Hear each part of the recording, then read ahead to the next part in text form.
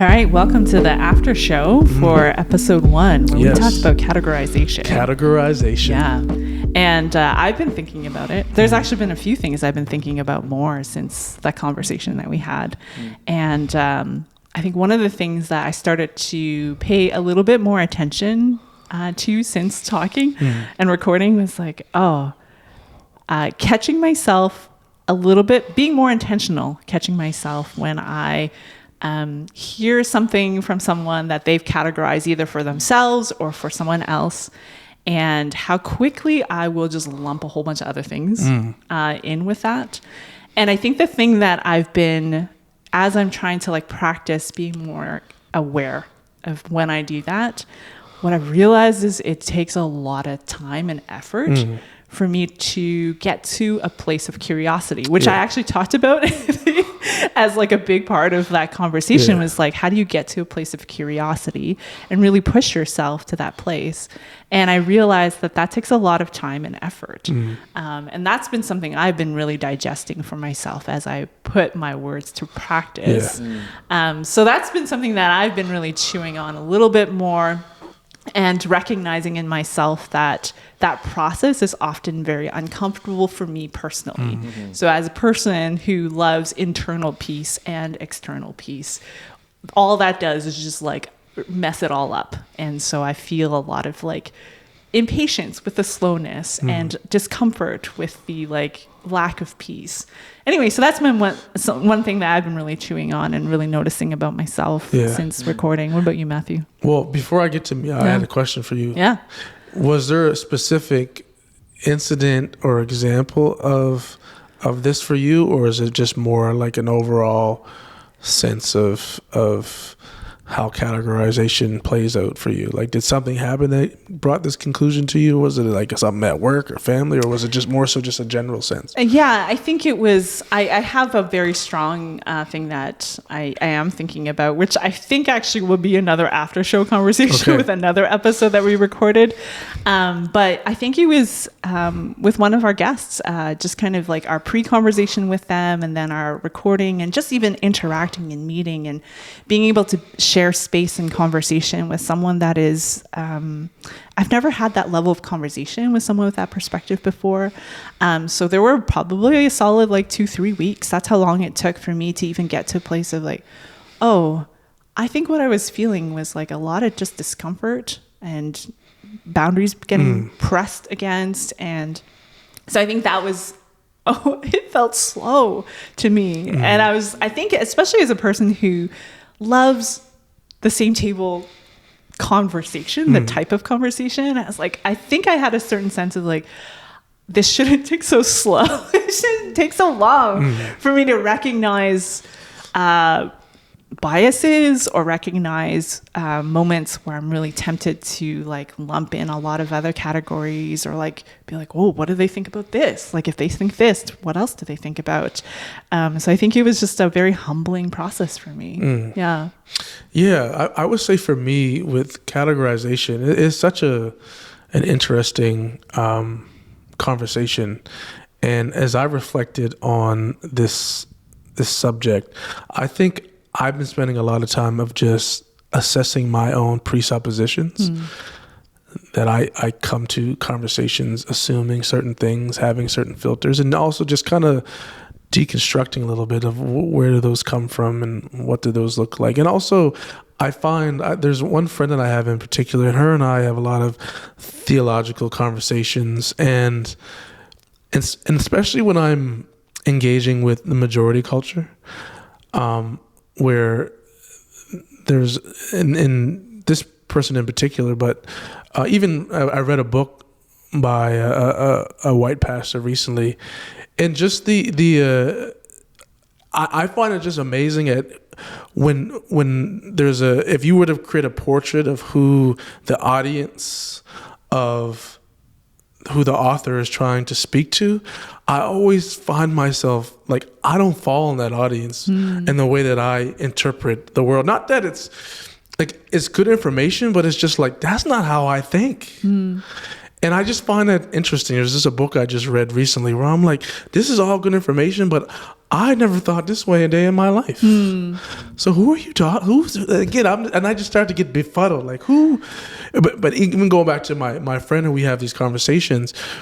Like even sometimes when I'll say something to her and she's filtering it through these presuppositions that she has, and that's not like, for example, we talked about like, is it a left wing view of it, or if it's a right wing? Is it conservative? Is it liberal? Like that doesn't even register in my conscious brain as something that I'm filtering and categorizing an issue. I kind of look at things. Is it true? Is it not? Is it good? Is it bad? And those can be true on both sides. And so I'm always kind of somewhat not obsessive, but just curious about why I think how I think about these things, and just other people's presuppositions when it comes to just the filters of how we articulate information, but also even like something as simple as reading a book. Like who is the audience of the author? Like who are they writing to? Because even in that, there's a lot of assumption and a lot of categorization that happens.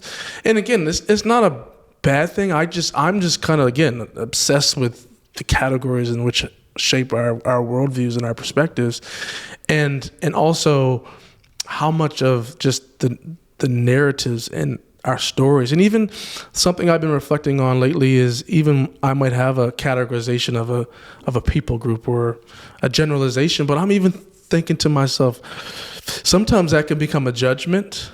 But then I'm like, why am I judging them? And sometimes I realize in judgment, it could be jealousy. So even like these deeper emotional, interpersonal things, I'm thinking about like how maybe a jealousy turns into a judgment, turns into an unhealthy characterization of a group or an idea or an ideology or what have you. So I know, again, if you know me, but I think I'm an analytical person. I analyze to death, and that's where I've been.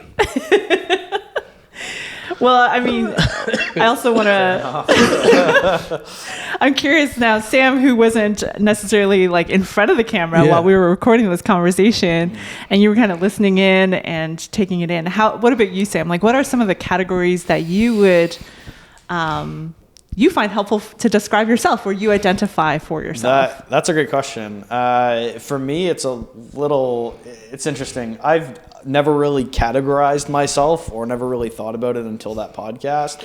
And I've wrestled with that a lot. Like, what categories do I have for myself, or even what categories do other people have for me? But I don't think that happens as much when it comes to like race or culture. It's more who I am as an individual. And me and Matthew have had a lot of conversations in regards to certain categories, like what does it mean to be a husband? What does it mean to be a follower of Jesus? And I think that those categories specifically, obviously, like I am a husband, that's a category that I put myself in. I am a follower of Jesus, that's another category. But outside of those really like base fundamental ones of like who I am, like I don't know. Like, I've wrestled with that a lot. And I think I'm still figuring that out kind of as time goes along. And I don't think, and I could be wrong on this, and this might be a bold statement, even with categories, I don't think we all figure out what categories we have or we fit into, even when we're like 50, 60, 70, 80 years old. I think it's like an ongoing changing process, right? But like I don't know. The whole conversation regarding categories is interesting to me. As a white person who has a very white context, it's just like, I don't know. Categories are just something I've never really thought about. So the concept of categories is really weird to me, although like I also fully acknowledge that we have a tendency to put labels on things, and that is categories in and of itself. But even that whole thing is weird to me, because like categories often don't fit like one, like categories are very like individualistic and very individual centered, right? Like, at least from my perspective, like each individual might fit into a larger category, but like also might not at the same time, if you know what I mean. Like there's like variations of, which it's fascinating to think about. Which I've really struggled personally to figure out, like, hey, what categories do I fit into, instead of just like the white male category, which I'm just like by default kind of in, which can have some negative notions surrounding too, like just automatically from a cultural perspective of being a white man, like it's just like, oh, like you don't care about other cultures, or you're like very self-centered. Like that's very much so a view that a lot of people have. And it's like, no, actually, like I have a curiosity about other cultures. Like I want to hear other people's stories. I want to learn about people's way of life. Like I'm not trying to like take over or like make everything white, or like, you know, like that's not what I'm trying to do. Like I want to learn what makes people tick. So it's just interesting. Like there's just a weird kind of, I think, a different perspective, but like, I don't know, I've wrestled with it a lot. Yeah. Well, we talked about this in the episode, but I think as an African Nova Scotian, being a part of a minority category or context, I've always known that my perspective is distinct. And I would actually go as far to say, even what you're sharing, which a lot of folks within the majority culture would articulate categorization in a similar way that you did, as though there is no category, because whiteness in that sense is the dominant view. It's the norm. It's the norm. It's the water that we swim in. Yeah. So it's hard to differentiate a category, because this is what's normative, and kind of the difference is the groups outside of that, which I would push back and say it's all different category and perspective. It's just one may have more influence than another. But it's just, for me, I've never experienced whether the majority culture is white, or maybe if you're in an African country and the majority culture is African, or an Asian country. I don't know what that's like being Canadian. Like, and I'm just very curious about what that feels like. It's weird. Like, it is. It's just weird in the sense of like, I've never thought about it. Like, it's never been something I've had to think about until I heard the conversation, but even coming to Deepwater, like just understanding that there is categories, and I just haven't fully realized it or acknowledged it, just because like, and there's no categories, like it's just, this is how it is. And it's like, oh, cool, that's actually not how that works. But for just kind of to extend it a little bit more for you, Sam, because we talked about tendencies that we have to, sometimes categories can be helpful for ourselves, but we also like have a tendency to categorize other people too. So I know, I'm curious from your kind of growth journey as you've been on it, Sam, what has that been like for you? Because you talked a little bit about categorizing yourself and like the journey, and like, I don't know. I'm just kind of like, I'm still trying to figure it out. What has it been like as you think about categorizing others, or like your tendencies, or noticing those things? Absolutely. That's also a good question. Like, especially growing up with not a lot of like cultural exposure, like if there was a different culture that I was exposed to, especially not as much from my family background, but just like friend circles I were in, they weren't exactly the healthiest circles. Like there was a lot of racism, and there was a lot of negative views towards other cultures. So I think that starting off, there was definitely like, not a rough exposure that like I thought those things about those people, but those were kind of in the back of my head when I first started. And it was just like, it was super negative, because when I actually interacted with these people groups that would fit into like different categories, it was very much so like, no, these are people and they have stories, and there's more to them than that. And I think that's kind of what started that journey, is just like having that first initial exposure, with also not having such a positive background of other cultures, really, which is weird, because in a lot of the circles, at least back home, growing up 10 or 15 years ago, a lot of the views of other cultures is they're just trying to come here and like change how we live, and it's just like, I don't think that's the case. Like, that's not actually it at all. But that's kind of the view that I had really up until more so recently, of like, no, that's actually not how these work. Like, the people that are here have like trauma and like really negative experiences with other Canadians, with other people, with people that are like me, and in some cases, honestly, probably with me, which is like super sad to think about, and also to actually know that happens frequently. It's been a long journey of just like wrestling with questions of, not only just categories, but like, what does it mean to not only be a follower of Jesus, but to experience something that's different from what I've always known. Because I've had no exposure up until really 3 years ago. Like Bible college, more cows than there are people, super white community in the valley, which is recently it's becoming more diverse. Like I went home for Christmas and there was just more diversity in families that we saw, and that was really cool too. Like to see that my home community and context is being pushed more than it was when I was growing up. So I have hope for communities like back home, like rural Nova Scotia, for example, where that hasn't been a consistent theme or thread. Man, that's interesting. I'm so fascinated by that.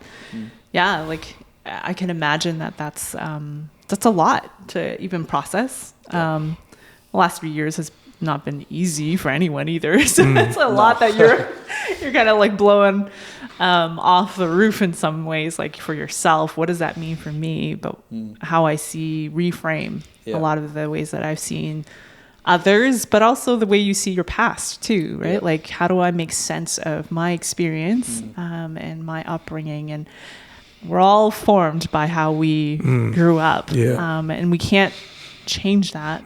But I think there's something, there's an invitation in there when we look back and kind of like reconsider and look a little bit deeper. And I think that's the beauty of engaging in diverse spaces in a meaningful way, where there's a humility and a curiosity, because you never know what your presuppositions are until they come up against someone else's. Or you're put in a different context altogether, where you're like, oh wow. This again, because usually you're used to it landing the same around the same people that think like you or have the same cultural experience, and it's an uncomfortable thing, but I think that at least is the context to lean into that, and you can learn so much. And I just find it so enriching to subject myself to how people might see the world different from me, and how that contrasts, how there's symmetry, how even we can totally disagree but still find common ground in, let's say, our faith. I just think there's something beautiful in that, whereas so much in our society, it creates so much polarization. Like that's okay, let me run to my camp and tell you that your camp is wrong. Or again, there's not even the self-awareness to know, like, your beliefs are shaped by these categories. It's not just a universally true thing. It's a perspective that can be projected as ultimate truth, that, again, I think you get confronted with the fact that it's not when you're around difference, which I think is good, because that's how you can expand. But it's easy to resist that. I know that the discomfort of it is to resist it, but I think leaning into it is so enriching. And I think that, at least for me, like, if you were to ask me 6 or 7 years ago, I wouldn't have said this, but I say this and I believe this today in multiple different conversations with really anybody. If you were to come up, I'd say this. I think that at least our Western culture should learn a lot from other parts of the world in different political and social aspects, but also even in some of the spiritual categories as well when it comes to our faith. Like practicing fasting is another really big one that happens virtually every other part of the world other than like North America. Like everybody fasts in North America, mostly predominantly for health reasons, not even for spiritual reasons. But then there's also like multi-generational homes and a lot of different things that I think are not only important for us as a culture and as a society, but also for followers of Jesus too. And I feel like, like, yet again, this isn't something I would have said years and years ago, because like it just wasn't in my context. But like, there's a lot that we can learn from other cultures that's really, really, really important, that I think if you're not exposed to these conversations, you'd be really ignorant to in a lot of ways. Like, I mean, Nova Scotia in particular is in a housing crisis, and it's like multi-generational homes are a thing that, you know, are a thing for a lot of different reasons, for the community aspect, but also like from a housing perspective, like in different cultures, it's not like when you hit 18 you have to move out, or like that's a very big emphasis in our culture today. Like if you're not moved out when you're 18, 19, either going to college or going off to work, getting an apartment or home, then like you failed. Like the ongoing joke in my circles has been, if you live on your mom's basement, like you're a loser, like you haven't made it, right? But that's a good insight, because that's a great example of how categorization differs. Yeah. And how if you have kind of that Western exceptionalism where you gotta leave at 18, you gotta make it. You could totally kind of thumb your nose down at a cultural context that's multi-generational. But also there's some very pragmatic benefits of doing that to that to your point. Absolutely. Excuse me. There's just you can bear some of the fruit of those differences and even make some applications. But that's a good example of categorization, how it can differ, but also how the learning from it can actually be beneficial to everyone. Yeah. So, I mean, like we say in the after show, it's an ongoing conversation. So we want to extend this conversation to people who are watching, listening. So here are some questions for you to chew on. Maybe ask a friend. If you're an internal processor, you might want to spend some time thinking about it before you ask someone. If you want to analyze it to death. If you want an external processor, just grab someone else who's an external processor and start talking. So the first question, what categories do you default to for others? And we kind of talked a bit about how a lot of the default stuff comes from just what was normal. So for others, but then what categories do you find helpful for yourself? So what are things that you embrace or someone has given to you and you're like, oh yeah, that one's helpful. And as you think about the categories that you find helpful for yourself, are these given to you? Are these ones you claim for yourself? And I think at the heart of it, like we talked about in the episode, it came up a little bit in the after show, which categories are invitations for you to live in the fullness that God has intended for you? And maybe which ones aren't? I think there's always, like we said in the episode, there's like a great part of categorization, and then there's some shadow sides too. And I think we can really live in tribes, in the unhealthy ones. But there's also something really beautiful that God is inviting us to live into the fullness of. So we want to extend that invitation for you guys to think about. It's a great invitation, Deb. Hope you guys take her up on it. Yeah. Thanks for listening to the After Show. It's the After Show, baby. Hey, thanks for hanging with us at the same table, a Deepwater Church podcast. To learn more about who we are, where we are, resources we offer, and ways to get involved, go to deepwaterchurch.com. The Same Table podcast is produced by Matthew Thomas and Deb Wong. Technical production by Sam Prime. Drop us a note if you have any questions, encouraging words, or something you'd like to learn more about at info@deepwaterchurch.com.